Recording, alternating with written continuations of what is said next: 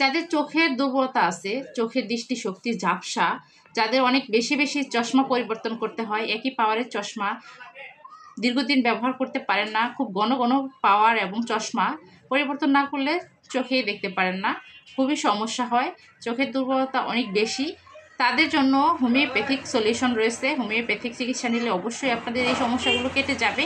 Homeopathic বিশেষ যে মেডিসিনটি, সেই মেডিসিনটির নাম হলো স্পাইজেলিয়া। স্পাইজেলিয়া, আমি আবারও বলতেছি, চোখের দৃষ্টিশক্তির সবল করতে, দুর্বলতা কাটাতে যে মেডিসিনটি, সেটির নাম হচ্ছে স্পাইজেলিয়া। এই মেডিসিনটি যে কোনো হোমিওপ্যাথিক ফার্মেসিতে পেয়ে যাবেন। এটা বাসায় ইনটেক কিনে নিয়ে আসবেন, এটা সেবন করা শুরু করে দেবেন। ন্যূনতম 200 শক্তি সেবন করবেন, প্রতিদিন 1 থেকে 2 ফোঁটা করে খালি পেটে সকালবেলা সেবন করবেন।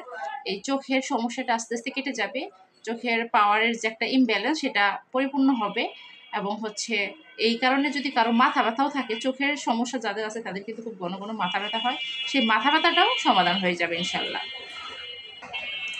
সকাল থেকে সন্ধ্যা পর্যন্ত একদম মাথা ব্যথা লেগে থাকে, সন্ধ্যার পরে আর থাকে না, একদম সূর্য উদয়ের সাথে সাথে মাথা ব্যথা শুরু হয়, একদম সূর্যাস্ত পর্যন্ত অবস্থান করে, এবং সেটা এত বেশি মাথা ব্যথা যে সহ্য করার মতো না। রোগী কাতরাতে থাকে, ছটফট করে, কোনো কাজকর্ম করতে পারে না, সম্পূর্ণ রেস্টে থাকতে হয়, এবং বিভিন্ন ধরনের মেডিসিনও সেবন করে, কিন্তু তখন কোনোটাই কাজ করে না। সকাল থেকে সন্ধ্যা পর্যন্ত যেন মাথা ব্যথাটা থামানোর কোনো উপায় নেই। এই ধরনের মাথা ব্যথা যাদের আছে তারা অবশ্যই স্পাইজেলিয়া এই হোমিওপ্যাথিক মেডিসিনটি সেবন করবেন, আপনাদের সমস্যাটা সম্পূর্ণরূপেই সমাধান হবে ইনশাল্লাহ। স্পাইজেলিয়া মেডিসিন চোখের সমস্যায়, মাথা ব্যথার সমস্যায় খুবই কার্যকরী একটি হোমিওপ্যাথিক মেডিসিন।